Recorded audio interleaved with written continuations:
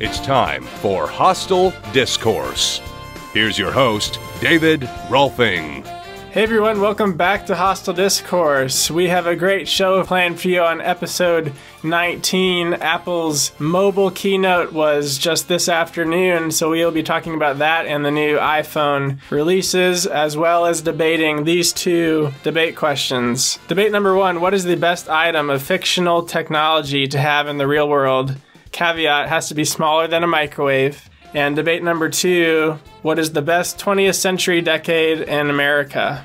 Let me remind you real quick that all the time codes for the show are in the show notes, so you can click there and skip around to the debate if you're an Apple hater, or just listen to the whole show, but skipping around is up to you. Before we get started, let me introduce you to this show's guests. First with me in Tulsa, Oklahoma, back from the Ronda Rousey and Smartest Person Ever episode, Noah Roberts. Hey, glad to be back. And the usual crew is back in town. Jared Cozart, also in Tulsa. Hey, gang. Jacob Hunter, hello. Hello. And Joe Kuiper from Oklahoma City. You bet. You bet. Oh, you betcha, don't you know? You better believe it. From Iowa. He's a cowboy now. Oh, yeah, Jared went for the cowboy route, and I don't think anyone else did. Okay, yeah. Jared, did you know that Joe's been stealing your so long episode ender the past like 3 episodes? I only used it once, and I gave you credit. I said, in honor of Jared, so long. Okay, yeah. Well, thank you, Joe. That's actually, look at Big D. He's trying to divide us. But no, it's all good. Okay, let's get into the Apple event recap. So a bunch of new Apple products were announced today. I'll run through the list real quick. We had the Apple Watch 3, the Apple TV 4K, the iPhone 8 and 8 Plus, and the iPhone 10 with an X. So we can talk about each of these real quick. Definitely focus on the iPhone the most because that's what people care about. But Noah, our Apple fanboy, what did you think of the event today? How did it all go down in the new Steve Jobs Theater? I found everything pretty cool today, especially fitting being in the new Steve Jobs Theater at Apple Park. I thought Tim Cook opened it up very nicely with kind of a tribute to Steve, saying how much Steve still has an influence at Apple even after he's passed. So I thought he kicked things off well, and then obviously got to all the new product announcements. Yeah, that new theater and the whole campus is just insanely cool how they designed it. People were talking about how each theater chair costs $18,000, I believe. And I don't know how many hundred are in there, but I know that they also had charging ports in them. So all the nerds were happy. What about wireless charging? Did you say $18,000 for each chair? Yeah, I read that. I mean, I don't know if it's from the source, Apple themselves, but that's what I read. Why would you need that much money for a chair? Like, what did they put in there? Well, my guess would be Johnny Ive probably designed them himself. And so they probably not only had to design the chair, but then also design the process to manufacture the chair. Yeah, the leather looked really nice. So it's probably some special leather from the Himalayas or something. I don't know. What? Let's talk about the Apple Watch first. I just got one, the Apple Watch 2, a couple months ago, so I'm glad they didn't change it too much. They just pretty much added cellular data and made the crystal heart rate monitor 2 sheets of paper thicker. Yeah. And he added, it's so amazing how small it can be with this much technology. I mean, they're just trying to sugarcoat the fact that it's gotten a tiny bit thicker each generation. Yeah. But everyone, I think, has hoped that the Apple Watch would get smaller. It's not happening yet, though. Hey, Big D, do you find your heart rate monitor on your Apple Watch to work accurately? Yeah, it works really accurately. It works as accurate as heart rate monitors, the chest ones they use in the hospital. Really? And I use it all the time for running and even just sitting at my desk. I like to see how low my resting heart rate is. Right. And how stressed out I am. Say, hey, guess my heart rate right now. I'm taking it right now.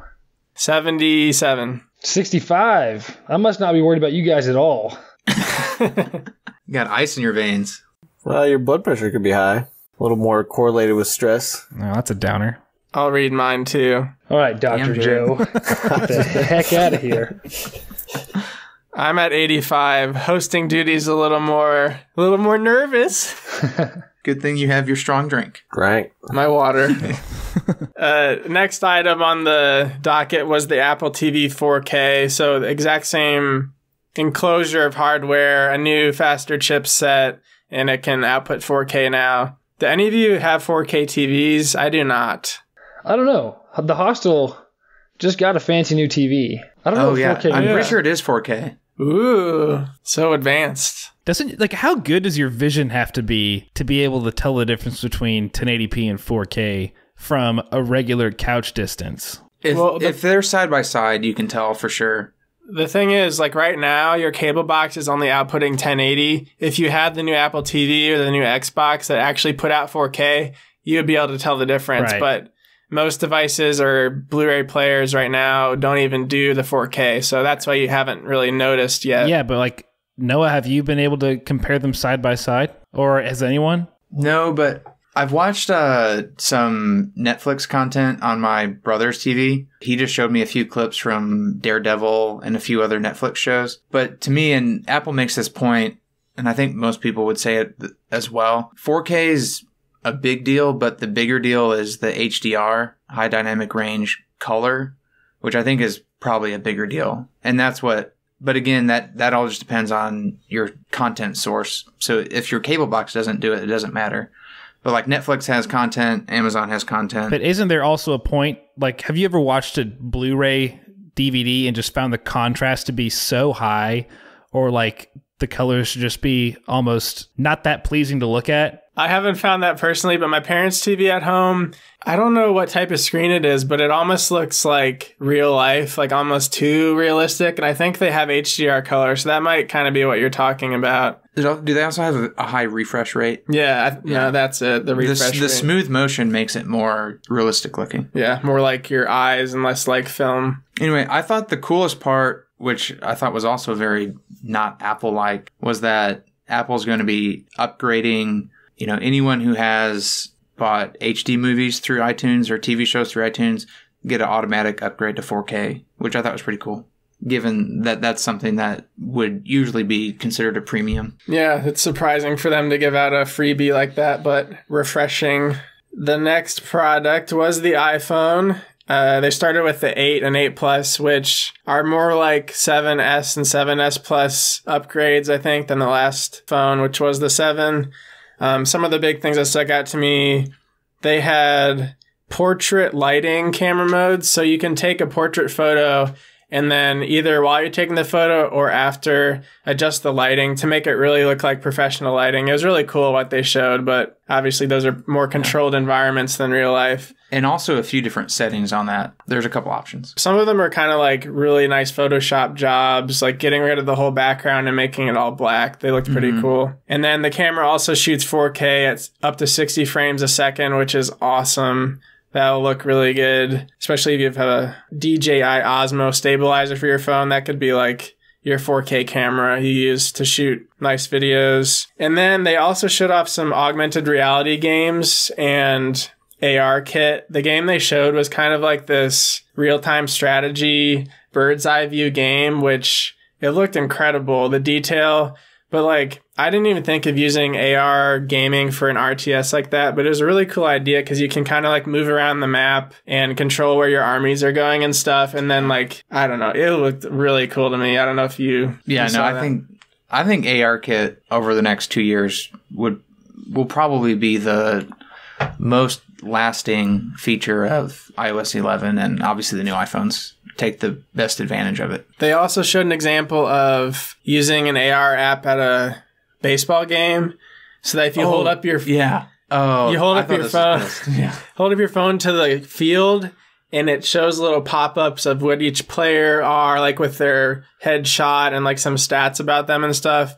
Really cool application of AR on a phone that I had never thought of before. For sports, I think that could be really cool. Yeah, that made me jaw drop. That made my jaw drop at work today while I was sitting at my desk. Yeah, and then the other cool example after that, they showed like a constellation map, so you can hold your phone up to the sky and it can like draw out the constellations on the stars and stuff. I mean, who knows how good that tech would actually work in real life? Like, does it have to read the player's jersey number to know who it is or how it does it? But if it actually works, it'd be really cool. They should filter in some jokes into that technology, like you hold the camera up to Tyrod Taylor and it just says trash. Tyrod Taylor played well. So like the makers of that baseball app were actually MLB. So I don't know if the NFL would do that, but maybe Jacob could write you something.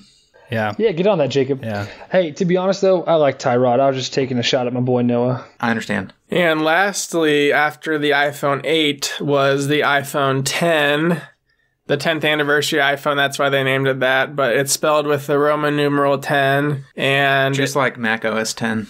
yes, very cohesive. And it has a Super Retina display, which it looks so good. It's a 5.8 inch screen, which is the 8 Plus is a 5.5 inch screen and a much larger body. So having a 5.8 inch screen, OLED display in the iPhone 10, it's going to look really good. And it's a really efficient use of space or the phone's footprint. And along with that, they talked about their new security technology, which is Face ID instead of Touch ID, which I guess you have to use it to really know what it's like. I mean, at first thought, I was thinking like at Walgreens, if I'm using Apple Pay, usually I hold it out and put my finger on it to unlock it and pay. I don't know, with Face ID, like how far can it be away from your face to pick that up?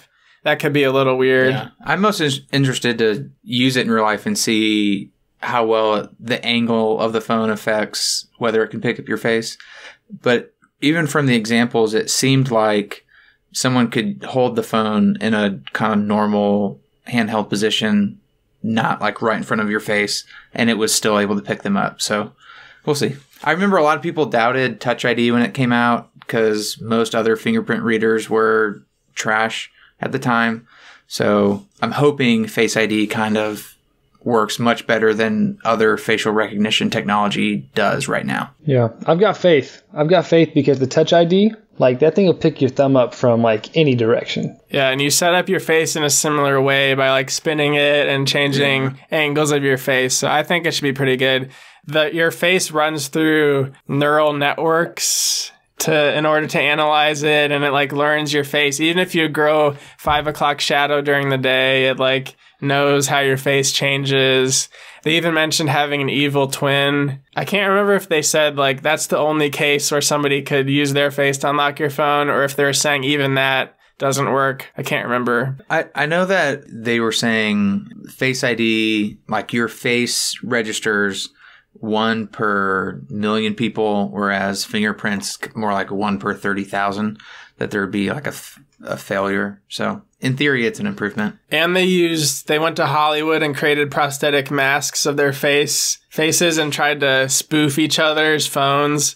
And they said that didn't even work. So you can't create a fake mask like in Mission Impossible 3, I think. He made a fake mask of the bad guy and like got into the building and stuff. So you can't do that with the iPhone 10. I bet Arya Stark could get into your phone by Hey, dude, stealing your seriously? face. Just don't do that. No spoilers, okay? Oh, right. Sorry. She's alive? Are you kidding me, Joe? No, she dies. Joe, the ultimate spoiler on the podcast, spoiling Harry Potter for Chris That was such and crap. Game of Thrones for Jared. I told Chris that Harry dies, and he just freaked out. He didn't know if I was kidding or not. That's just like a generic thing people would say. I still don't think he knows because he hasn't finished the books yet. Yeah. Wouldn't surprise me if he just forgot the whole interaction. Very plausible. Do y'all not see a red flag in Apple compiling millions of people's faces? Well, On their neural networks. but that's the thing. That's what sets Apple apart so much from other tech companies is like they don't actually have access to it. It lives on the device where it's not stored in the cloud or anything. The same with your fingerprint information. Apple doesn't know what your face looks like. Apple doesn't know what your fingerprint is. And they refuse to create backdoors to the FBI. So I really do trust Apple infinitely more than Google or Microsoft. Or Facebook, really. Especially Facebook. Yeah. Are any of you going to buy the new iPhone? Is this your upgrade cycle or are you on an off year? The only thing I wanted was the watch. I thought that is now like way more inviting to me. If I could not even have to take my phone to work. It's literally like it's everything I want to have from my phone in like maps and texting and the phone without all of like the stuff that distracts me every day. So I want one pretty bad. No, there's plenty of Twitter apps and stuff, so you'll be just never fine. mind. The only problem I see there is it's really frustrating to try to type back on the on the Apple Watch. So you're gonna be able to read text, but it's gonna be really hard to text back unless you dictated like went in the hallway and talked to your wrist. I'll just whisper it. I'll just sneak out into the hallway every time I need to send a text. Whisper it. Well, I will be buying the $1,000 iPhone. I'm really sad that I have the 6, so it's 3 years old. It's getting really, really bad and slow and bad battery. I wish the starting iPhone 10 had 128 gigs. Unfortunately, it has 64, so I don't really know what I'm going to do there. Oh, I'm so mad about that. You know that's like, they've done so much research. Like, if we make the next one 64 and then to 256, we're going to get this many more people to upgrade to the next tier. Oh. Don't play their game. That's smart. That's so smart. How much more expensive is the 256? I think it's 1,000 and then like 1150. No, it's only $150. Yeah, dude, they're gonna get you. I mean, what is that on the monthly payment? Not it's much. like It's a difference of like $1 or $2. $3, depending on how many months you're I was very close. dividing up. I could just skip like one Chipotle Friday a month with Jacob and get the higher tier. Still do your I'm just Chipotle gonna dips, not though. eat at all. Just the way Apple wants it. Noah, are you going to buy it? I really want an iPhone 10. I don't know if/when I'll get it. I'm still trying to weigh the pros and cons versus an iPhone 8. Basically the screen, Yeah. Well, the face because reading. the cameras are fairly identical. Yeah. Besides and the face reading, and we didn't even talk about Animoji. Annie poop emoji. I read a very interesting article during class about why it's the worst thing ever already. And it's kind of an interesting stance they took that was like, emoji is great because you have to create and be creative with your context. But with Animoji, you're like shoehorning just a weird mask onto your face. It's like, kind of makes sense. Yeah, it is. But their weird. final point for why it sucked was that they just don't like fun. So they were lighthearted with it. But I burnt my thumb cooking. There's a very large portion of my thumb that can't get read by the by my phone right now. I have to use the very tip. There you go. That's why you need When I Face ID. burn my face cooking, my phone will let me in. Neurotransmitters or whatever. Oh man, Harvey Dent. You burned your thumb cooking. My mom burned her thumb on her iPhone 6S Touch ID overheating. Whoa. Wow. Did you know that was a thing?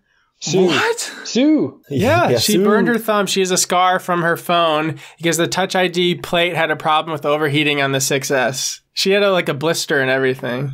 Dang, I had no idea about that. God, that's at least $90K. Yeah, she probably could have jumped on some lawsuit for that, some class action. Definitely. I would be honored to go to court for your mother. Is that a Oh, yeah, I'll let her know. All right. She would probably pay you in milkshakes, Jerry. That's pretty Yeah, lucrative. those milkshakes. I'll take it. It's more than I got Okay, right now. let's keep talking about David's mom's milkshakes. Continue on to the debate. Joe will be the judge. It is a free-for-all debate. What is the best item of fictional tech you would want to have in real life, smaller than a microwave? So, Joe, you can take it over from here. Okie dokie. Smaller than a microwave. Best fictional tech to have in life.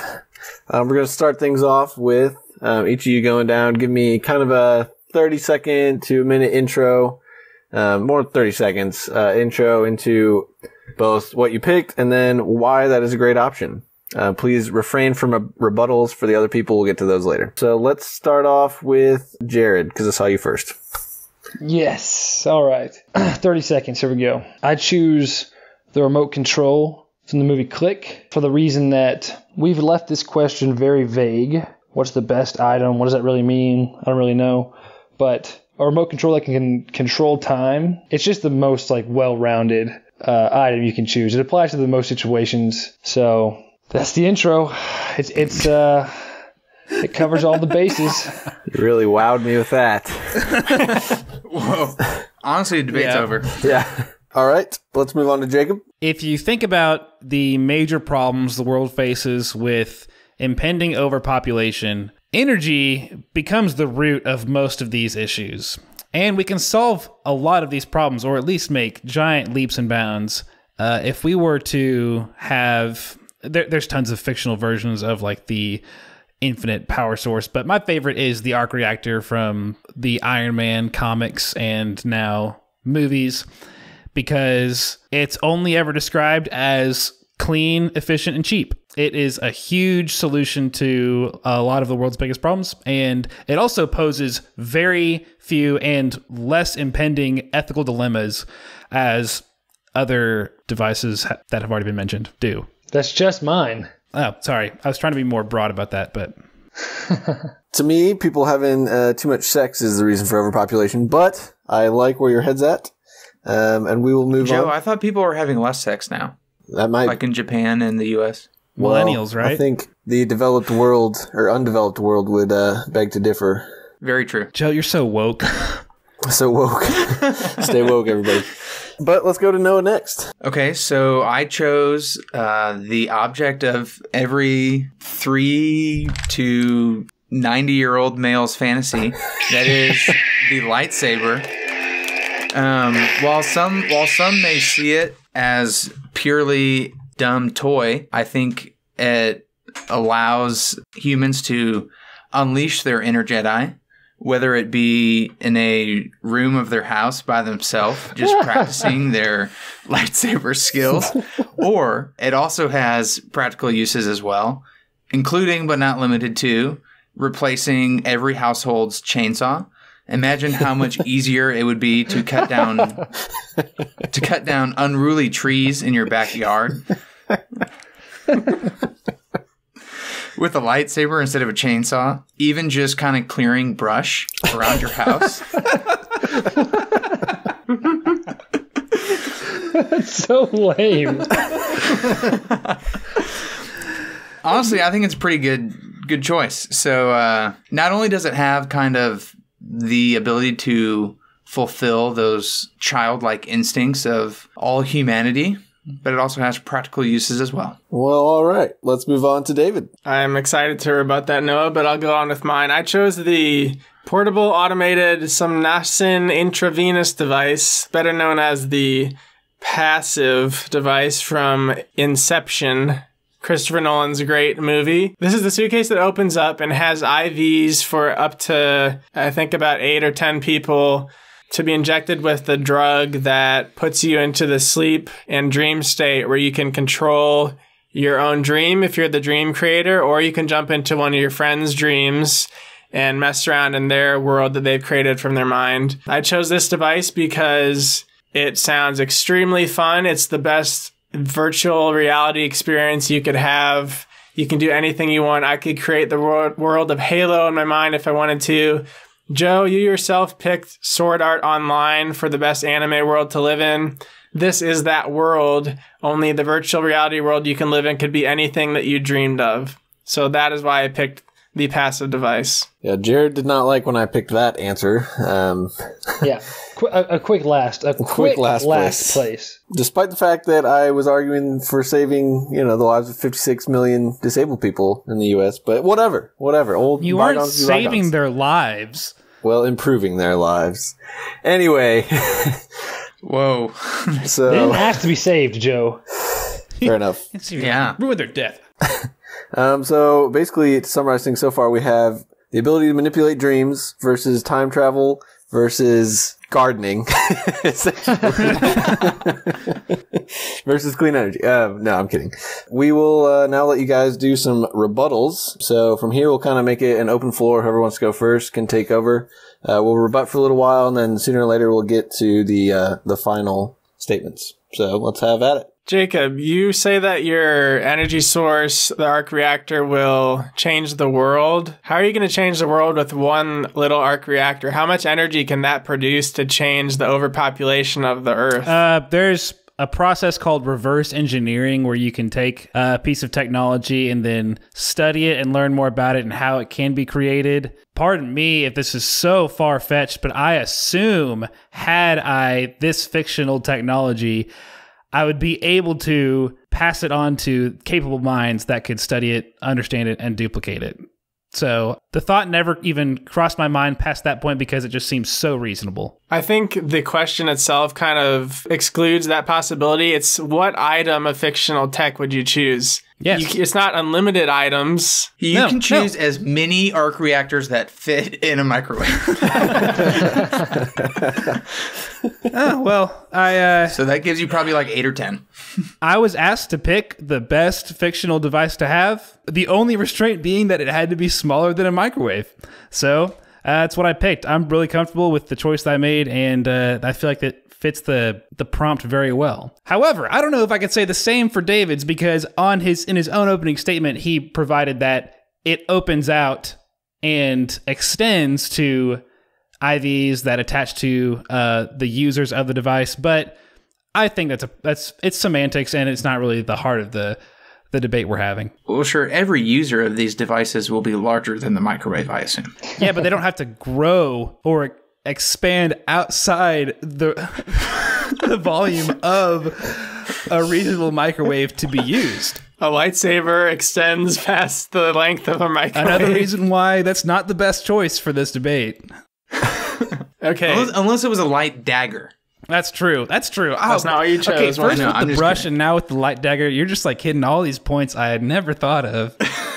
Speaking of the lightsaber, Noah, when was the last time you had to cut down a tree? Was it when you chopped off your finger? You say that as if I chopped off my finger, which I did not. What happened was my dad and I cut down a tree when I was in 8th grade, and we had a little mishap with the chainsaw, and I happened to cut one of my fingers. But look, I have all 10 of my fingers. I still. counted 9. If anything, a chainsaw would have been the inferior device to choose to cut down the tree. If we had a lightsaber, it would have gone much smoother, and I probably would not have cut my finger. I can get behind that. I can get behind that 100%, Noah. Everything you've said so far has been absolutely true. There's no debating it. It's just been so overwhelmingly lame that, like, it just can't be. Okay, Jared, you cannot tell me that having a lightsaber is lame. I mean, You cannot tell me that cleaning up the while brush also having is a lame. lightsaber in your room. Yeah. Well, here's the deal. The things I envision a lightsaber to be used for, I don't know, might be kind of cool. But you have not convinced me. You have convinced me that it might help cutting down some trees. Well, sure. I mean, I'm just saying there are other uses as well. Jared, I would check the log in thine own eye before picking on the speck in Noah's eye. You didn't even explain what the click remote does in your opening statement. You're just assuming Joe or the audience knows what it can do. Yeah. You haven't even talked about it. I haven't even seen the movie. He said that it offers the ability to control time, which is, he also called this well-rounded. I think it is the most dangerous power for one man to hold. No one man should have all that power. True. I don't know who said that. I said it. Kanye West. Yeezy. The end of that movie, he throws the remote away because of the massive ethical dilemma that was posed by him just owning it. Ever the remote will seek to corrupt the hearts of lesser men. That is so true. But me, I am strong, Jacob. In the movie, he overuses the remote and it starts to become glitchy and like skip ahead in time even when he doesn't press it. Yeah. You don't want to have that. No, I don't. You don't I want to don't. skip out on your life. Also, hey, perfect, David, pull out the log in thine own eye. The whole conflict of Inception centers around the fact that the main character's wife gets addicted to dreaming, and they go too deep into their own mind and get trapped in their subconscious for decades. You saw that whole scene with... That's easily avoided. It's easily avoided because I wouldn't go into multiple levels of the dream like they did and waste that much time. Sure, yeah. That's what they all say. I wouldn't. I would stay in either my own dream state or people I knew very well, so I knew it wouldn't be like a scary dream unless I wanted it to be in some like horror shooter situation, some zombie post-apocalyptic world, which I could if I wanted to be, but I don't have to be because it's all voluntary. And it's still the idea is separating yourself from real life for a much better experience, which is what you just criticized Jared for, or at least his choice for the debate. No, I can still live the rest of my life. I'm not skipping out on my life because when you're in the dream world, how much of the real world passes? It's like a fraction of the time. So kind of like going to Narnia. They paint it as being pretty addictive. There's that scene in like that in that third world shack where there's just like 50 people hooked up to that machine because they can't dream anymore and they just stay asleep all the time. Leonardo DiCaprio's character can't dream anymore, so it's the only way he can dream. And it's a very imperfect technology to the point that it breaks people. I would give up dreams at night any moment in order to be able to lucid dream whenever I want to, anything I want, and control the whole world. I would swap that any day. Sounds dangerous. Jared. Yo. What would you use the remote for? You haven't really given any kind of like use cases for it. Right. Well, it's well-rounded. Are you just saying like, oh, I didn't want to do my homework tonight, so I'll just do whatever I want and then rewind time and do it earlier later? Yeah. I mean, after we finish recording this podcast, I have to finish a homework assignment. So that is a real application. We think about like, here's why it's the best rounded, the most well-rounded. Some of our objects have been to be used for fun. Some have been used as a tool to help us in tasks and stuff. Others still have been used out of the goodness of our hearts to stop the world from overpopulation. Well, the remote can satisfy all of those categories, right? So for fun, think about this. This is a question I was thinking about the other day. If I could become an expert, best in the world at one skill, what would it be? I was thinking, I don't know, maybe golf, maybe piano, maybe, who knows? It doesn't matter. I could become an expert at anything I wanted. I could pause time and practice. And I would have an infinite amount of time to practice. And I resume time. Here I am, a PGA level golfer. That's fun. So that's one application. The other application, another application, is its use as a tool in helping you. So Noah, your tool helps you in that maybe it makes the task easier. My tool helps in that my cost of doing chores or tasks is time. And now I eliminate that cost altogether. I can get the things I need to get done without losing any time from doing them. The applications of that are, you would be many times more productive with your life if you could get chores out of the way, get like a lot of stuff out of the way without losing time doing it. Do you see any dangers though in messing with maybe how you yourself view time and then your ability to relate to others and how they view time? Nope. Well said, yeah. So you can go back in time with this thing? Yeah. Okay. We'll go with yes. Can he go back in time? A click expert, I see. The idea is, I guess, you just relive the same hour over and over again for practice, like with golf or piano or something? Or, I mean, the idea I had was pause time, then practice, then resume with my new skills. It wouldn't work. Okay, hold on. Before you, I'll let you explain first. Go ahead. I don't think it would work either. If you froze time, swung a golf club. I'm not a physicist. I don't know how this would work, but part of me says that like the club would just break from you moving it because of the insane inertia of you trying to move a golf club at that relative speed. Okay. I admire your effort on this one. I admire your effort, but you got to suspend your disbelief for a second. This is a device, a fictional device that can change time. And in the fictional universe in which it exists, time changes without people exploding from inertia. Yeah. Well, I hate to see Well, I also hate to see what happens when you run into like another version of yourself. That's got to mess with you. Well, it's not Looper. Yeah. What happens when you relive the same hour? Here's my point. Me on this thought here. I'm gonna run into another version of myself.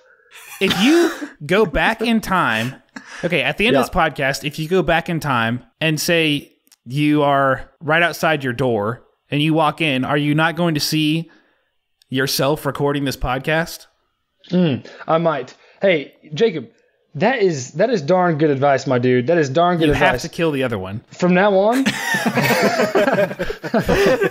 it'd be a sweet fight. No matter what, I'm going to survive. No, that's good advice, Jacob. And what I'll do when I get this remote is I will go back in time sparingly. Okay, yeah. I've heard enough of you two.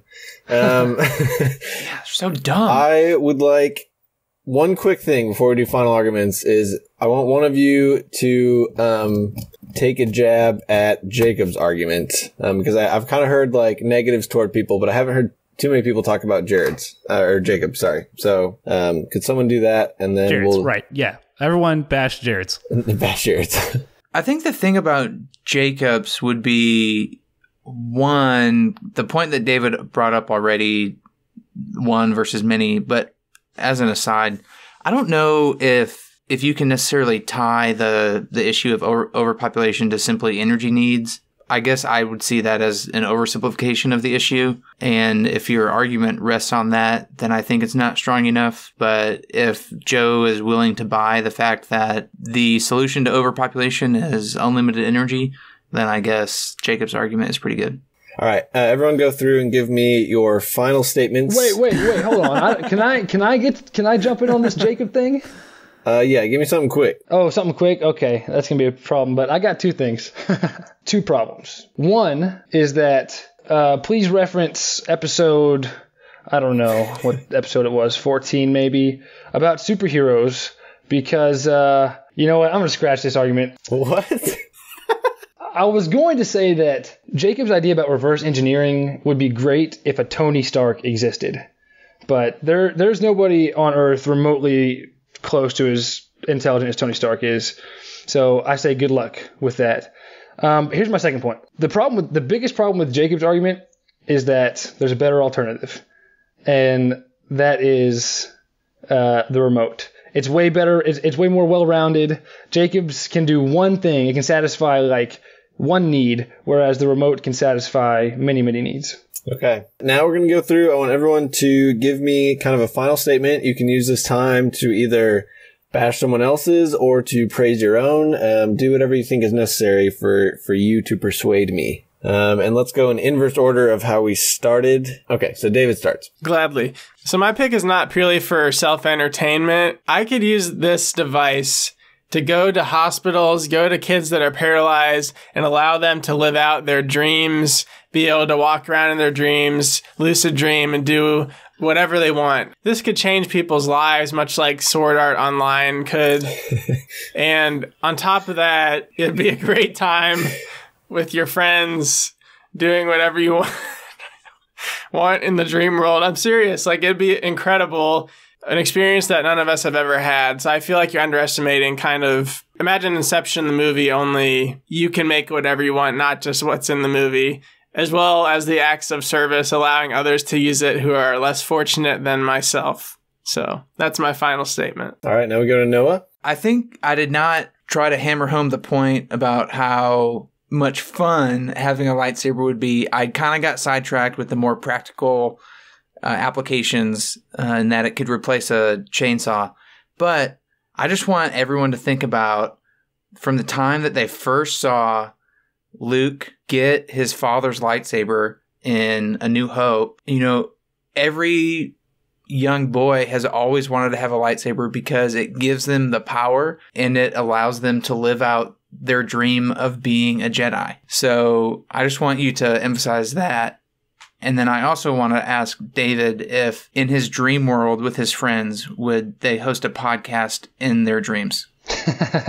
That's tricky. If you want to, you can do whatever you want. You can also have a lightsaber in your dreams too. So, all right, we go to Jacob. I think the only mistake I made in this argument was using the word overpopulation in my opening statement. I don't know if I wasn't thinking straight, but I hope we would all agree that there are certain problems with energy that need to be addressed, and they could be with this fictional item that I've brought forth.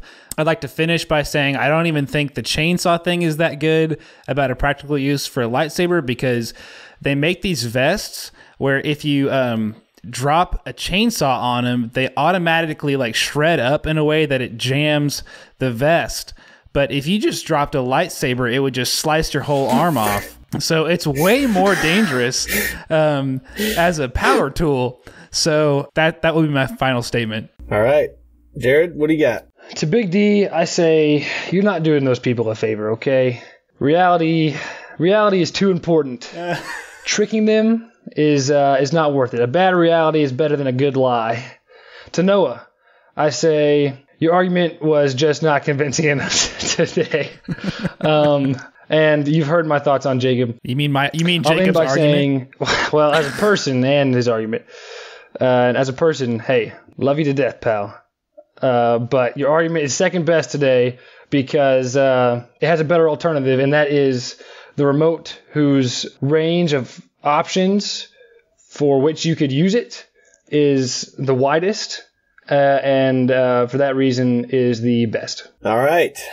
Pretty average debate. No, I'm kidding. It was good. It was good. I'm going to go through, obviously, and say how I thought each person did. Fourth place. No, bold pick. A bold pick with the lightsaber. I think it's pretty clear the drawbacks on a lightsaber. Dismemberment and all that kind of stuff. But I respect the choice. I do. For third place, I may be basing this too much on my own knowledge of the movie, but Jared, you get third because the click remote is inherently just glitchy, and its purpose is to kind of teach you a lesson, in essence. And having the remote, like, that just... And then, I mean, even if you're right and you can go back in time and stuff, you have the whole time travel stuff. That's an issue in itself. So third place goes to you, my friend. Well, I'm less than pleased, Joe. Less than pleased. I understand. This is where it got tricky. I'm not gonna lie. And to be honest, I'm still on the fence. What can I do for you, Joe? Oh, let's see. It's the arc reactor, clean energy, great stuff. I like where it's at, but it also has the drawback that there is no Tony Stark. That's a great point. Could you even use it appropriately, and could people reverse engineer it? And you also have the Dream device, which could really save some lives, but... It couldn't save lives. Better. The arc reactor could save lives. Entertainment. Yeah, I'm gonna go with the arc reactor. Yes! Oh. Congratulations, Jacob. Boo. I'm sorry, David. But it's just clean energy. That's what the world wants right now. And if you could harness it, that'd be great. So that's the winner for this debate. Let us move on to the next one.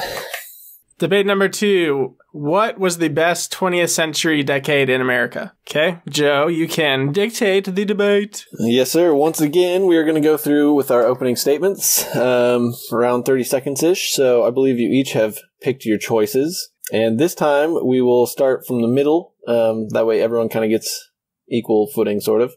So let's go for Noah first. So I went with the 1920s. So real quick, 30-second elevator speech for the 1920s would be, first, that women got the right to vote, which is obviously very important and something that should have happened much, much earlier. But I would also argue that the 20s, occurring right after the end of World War I, was really when America began to assert itself on the world stage, which then also allowed it to develop the modern economy that we have right now. So during the 20s is when the auto industry in America really got going. 1924 was the first year that Ford made over 10,000 Model Ts in a year. The airplane industry really got going. The formation of the Air Force was in the 20s, and Lindbergh flew transatlantic. So that's just kind of like a short introduction. It's mostly economic based, but there you go, 20s. All right, sounds good. David, we'll have you go second. All right, well, I chose the 1990s, and my reasons are not just economic. They are also the lack of war, the great entertainment, and the general advancement of human life in America and comfortableness that people lived with. Some brief points. The U.S. economy grew by an average of 4% per year in between 92 and 99. Since 2001, it's never grown up to 4%, not even 3%. There was no war. The only war in the 90s was the Kuwait War with Saddam Hussein, which only lasted 100 hours. Very peaceful decade. Great movies. I can get into the entertainment in more detail, but I'll just say the Nintendo 64 came out in the 90s, and the internet boom and mobile phones started to be a thing. So just human life, the internet bubble for new business opportunities, those are all amazing things in an American life in the 90s. Okay, we move on to Jared. Well, I went back and forth between the 1930s and the 1960s. I settled on the 1930s. No, so bold. I'm just kidding. I didn't. I settled on the 1960s. 1930s are just the worst, without a doubt. Yeah, so the 60s got a lot of things going for it. My argument focuses on the economy, the social/political movements of the day, and scientific achievement, as well as pop culture pillars that live on today, which I'll get into later. Okay, Jacob, that brings us to you. My argument can be summed up in 6 words. Girls just wanna have fun. Wait, dang it. That was 5. No. I killed that joke. You can't even count. Oh my gosh. Dang it. And Jacob is disqualified. No. Well, in this article of 25 reasons everything was better in the 80s, they just said girls just want to fun. So maybe they misspelled something else. A reliable source. What I'm trying to say is I think everyone's going to include a pop culture element, but this one was the best, and I think it would, and I think people can tell just from how nostalgic people get about the 80s. No one really remembers much bad about the 80s. I get that that's like, it's a pretty emotional argument to make, but I think at this point, especially in differentiating it from the 90s, I think it's a big deal. That's my case for the 80s. Okay. Oh, God. Let us move on to the rebuttal section. Once again, the floor is open. Oh, I'd like to say the 80s had women had the right to vote the whole time. So revolutionary. That's pretty nice. Dang. Got me. I'll start with Noah. In the 20s, monopolies ran wild. They had no checks on huge businesses. There was a huge income inequality between the rich and the poor. The U.S. intervened in South America and the Caribbean a ton with dictators, overthrowing socialist leaders and putting dictators in their place. In the Dominican Republic, terrible things they did to these people. So what do you got to say about that? I think the one thing is I heard a lot of, oh my goodness, big businesses, they were so mean, but not a lot of like, here's what this business did. By the time the 20s had rolled around, Standard Oil was already broken up. I mean, can you even name like one business that would have been monopolistic in its tendencies at that point? Ma Bell wasn't big enough then. There was still tons of competition in the car industry. You know, there was less consolidation amongst airlines and such. Like, you make that argument, but there's nothing there really. There's something there because the economy was not so great. It led to the Great Depression in 29. You know, I think surely with anything, like, there's always going to be an end to the good times. Obviously, the 20s were very good. There's a reason why they were called the Roaring 20s. The Depression, I think, happened for many reasons.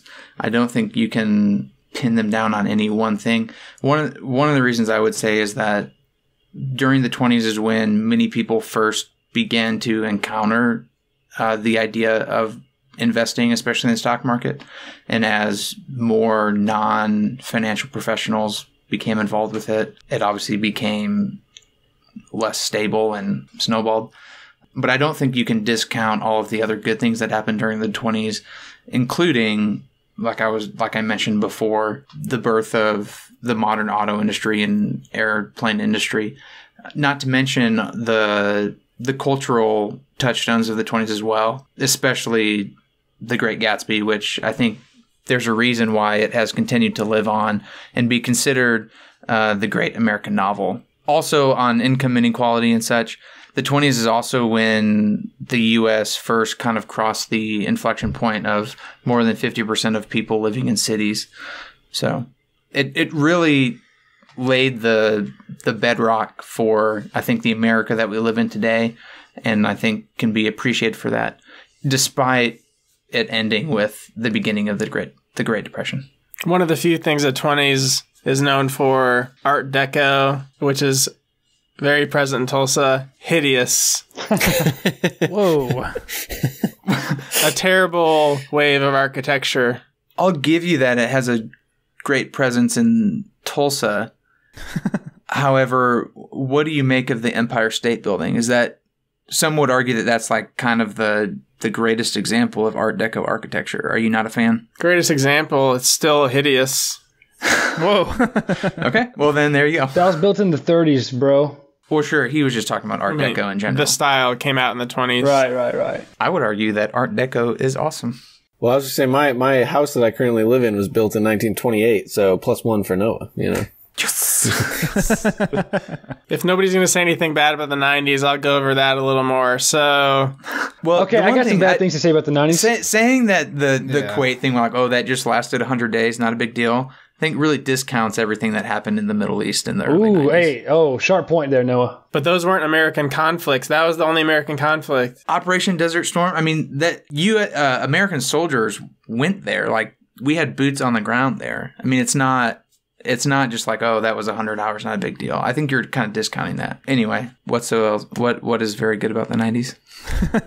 Harry Potter books. Pixar began with Toy Story, Pokemon, DuckTales, Arthur, Dragon Ball Z, SpongeBob, Nintendo 64, great PC games like Unreal Tournament, Roller Coaster Tycoon, SimCity, all things we grew up with and loved. The internet as a whole came into households in the 90s. It kind of changed the way we consume media and entertainment, as well as the way people do businesses, and that people can create whatever their business they want out of their home over the internet. Mobile technology started to be a thing. Good laptops, good mobile phones that were actually useful and people could work with came out of the 90s, created a lot more convenience in that space as well. And then I already mentioned the economic prosperity. There was an average of 1.7 million jobs a year added to the workforce, versus only 850,000 a year in the 21st century. So, great economic prosperity under Clinton and many other aspects that I think the 90s just cover a lot more positive aspects in many different areas compared to these other decades. Hey, Big D. Here's a problem with the 90s I can think of for America. Was one of the great embarrassments of the American government of all time. I mean, the greatest embarrassment you can have, really, as a president is impeachment. And it's only happened 3 times? Twice. What about Nixon? Was Nixon not impeached in the 60s? He wasn't. He resigned. Before he was ever impeached? All right. Andrew Johnson and Bill Clinton in the 90s then. Well, you got away on that one, Jared. The key thing on impeachment is that they both were not found guilty in the Senate. Right. Still embarrassing. So embarrassing. Oh, it's big time embarrassing. And for the United States government, and for this conversation being focused solely on the United States, that's too big of an embarrassment for this one to stay in the running. You just can't do that, Bill. You know what I'm saying? If you want to talk about points of pride, the United States hosted the Olympics twice in the 80s. Hey, Jacob, cool. This is interesting though. Jacob himself will argue, and he has done so on record, how harmful the Olympics are. So that's not good, my dude. This is true.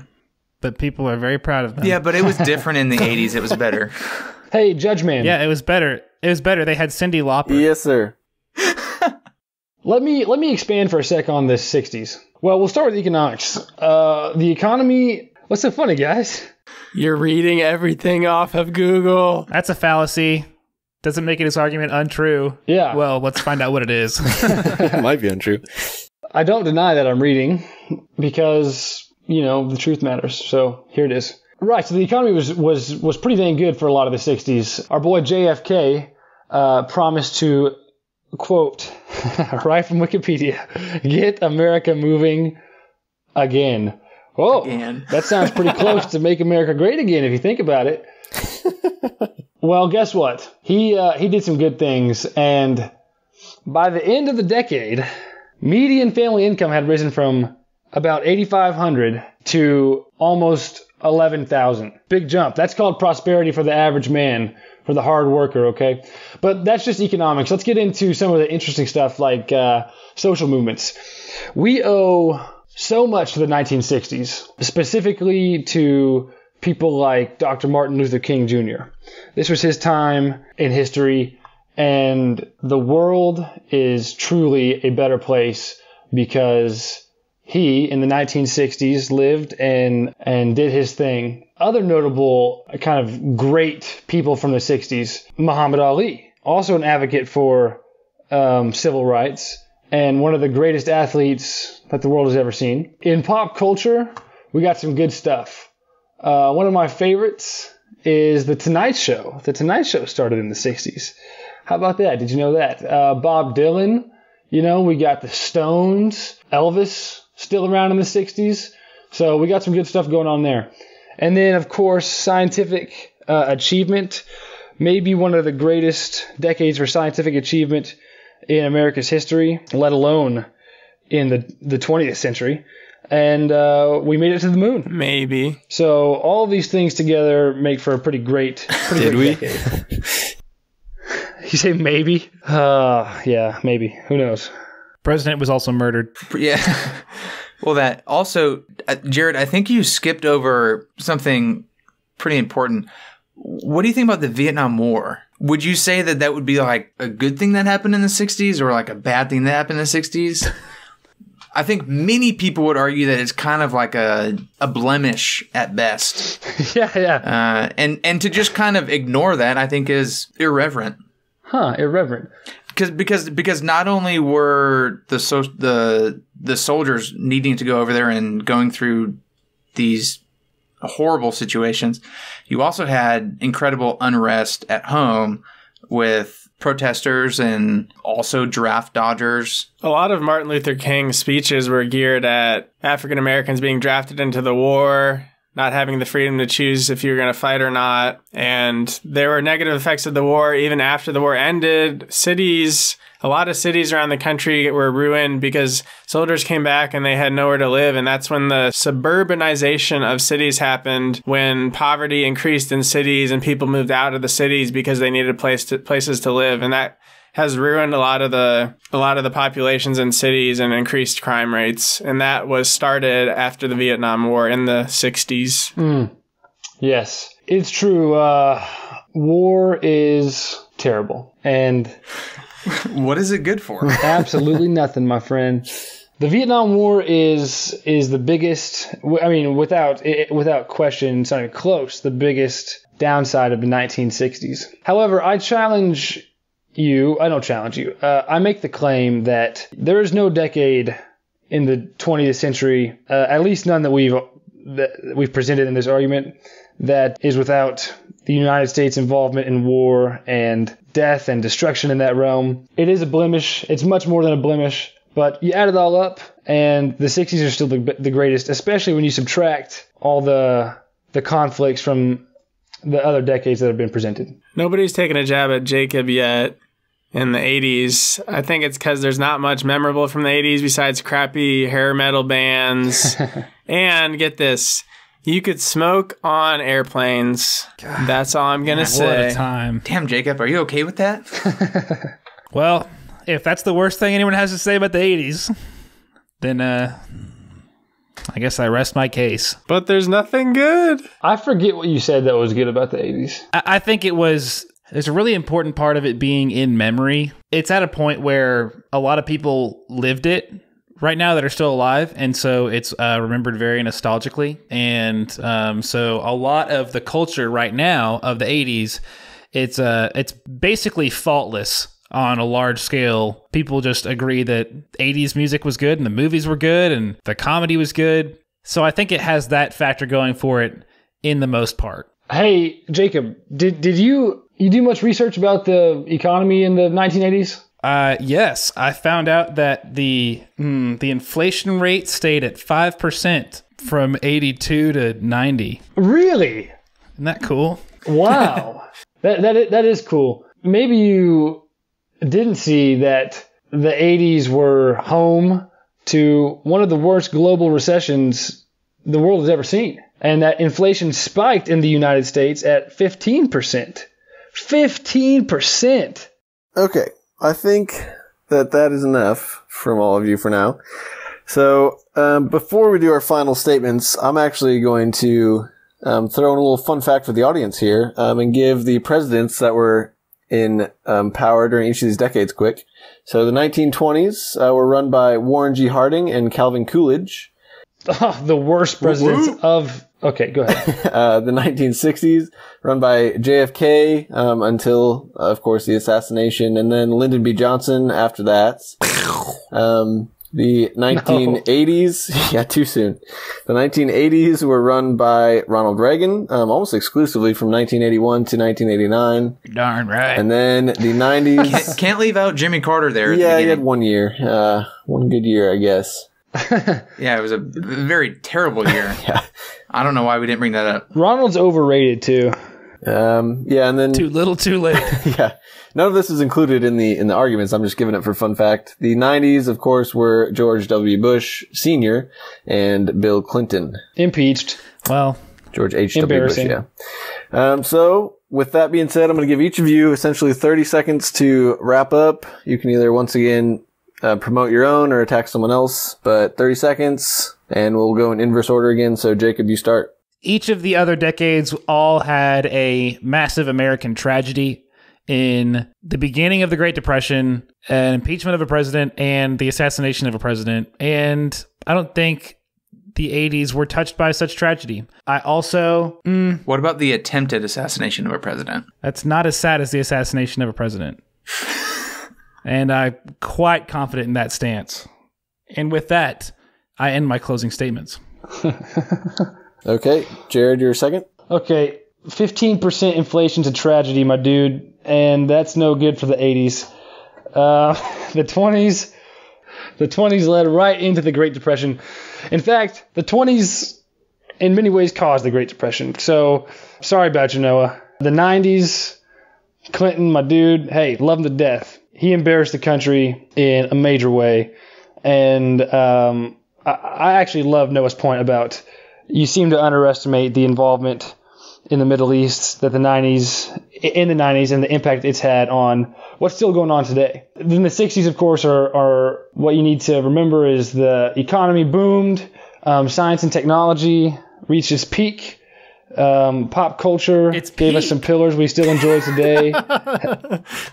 And wow, on an episode where we talk about Apple's products of today, what a peak. Yeah, it did. We made it to the moon. And then of course, fair point. And then of course, right now the we 60s, have satellites all over. The 60s were home to some of our country's greatest men and women. Okay, I think that takes us to David, I believe. Yeah. Yep. The 90s can be summarized with economic prosperity and the U.S. economy growth, a lot more jobs, unemployment rate dropping. It can also be categorized by little involvement in war and big conflicts compared to the Vietnam War in the 60s. Great entertainment in movies, TV, and video games, including the much beloved Nintendo 64 that we played almost every day in our college careers in the hostel, as well as the start of the internet boom in households and the mobile device industry that we talked about earlier on the show. And not to mention that we all grew up in the 90s and love everything that we experienced in our childhood and elementary school. The 90s was the best decade. Noah? Okay, so to wrap up the 20s, I think We need to, again, think about how influential the decade was in producing the America that we have today, especially the dominant industries of the day that we have now kind of can find their roots there, whether it be Ford and making cars or the airplane industry with Lindbergh being able to fly across the Atlantic Ocean.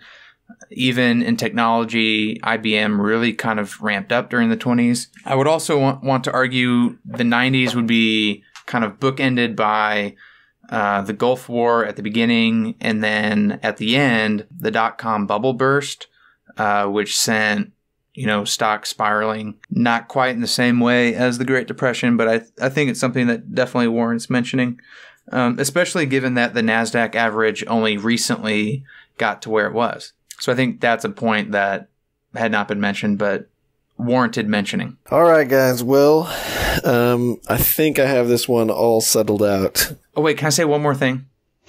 From a cultural perspective, The Great Gatsby and the impact that it has had, making a mediocre film, probably 90% of Americans were forced to read it in high school. I think it really kind of captures the American dream and what it means and how important it was, especially during the 20s, as more people saw wealth and prosperity as accessible to them as they moved from rural to urban settings. All right. That last point didn't really influence my decision, actually. But I know, but I wanted to say that's fair. That's fair. I respect that. Fourth place in this one goes to my boy, my man, Jared Cozart. Congrats on last. Oh, wow. I deserve it. I don't know why you picked the 60s with JFK, MLK both getting assassinated and the Vietnam War. It just doesn't seem great. I picked the 60s because the 90s and the 20s were taken. Yeah, that's fair. And that actually brings us to third place, Jacob, with the 80s. Okay, that's not a working segue. Well, he mentioned the 90s and 20s being the best, and that's why you also got third. Oh, gotcha. Well, I respect your decision and appreciate your thoughtful input. Yeah, I feel like you focused a lot on nostalgia, which that's great, but it doesn't make it amazing. And even the argument about the Olympics, and then Jared saying you have once argued the Olympics suck, was kind of funny. That is a fallacy. That is a fallacy. But once again, I respect your decision. And that brings us to 90s versus 20s. And I'm not going to lie, both of you were in the lead at one point, but I'm going to give it to the 20s, actually. No. I'm sorry, David. I know you got second both times, which kind of sucks, but the whole Clinton scandal and the fact that you said that there were no wars, but really there were some, and that I thought Noah did a good job defending against the monopolies in the 20s and gave some great points. So Noah wins this one. I think that's your first win ever, right? It is my first one ever. Noah's gotten fourth place 2 other times. This jumped up to first. Come from behind. Congratulations. All right. Thank you, Joe, for being our judge. You're most welcome. Thanks, Joe. And thank you, listeners, for tuning in again this week. If you are a Game of Thrones fan, you can go back and listen to our podcast from the last episode about Season 7 and a couple of Game of Thrones debates. If not, join us back again in 2 weeks from today. Every other Friday is the schedule. And don't forget to leave us a review on iTunes, follow us on social media, subscribe to the podcast. Thank you, Noah, for coming back on. The pleasure was all mine. Taking home a victory late on this Tuesday evening. Yeah, it is way past my bedtime. And thank you, Joe, Jacob, Jared, for coming back. Happy to do it. Anytime.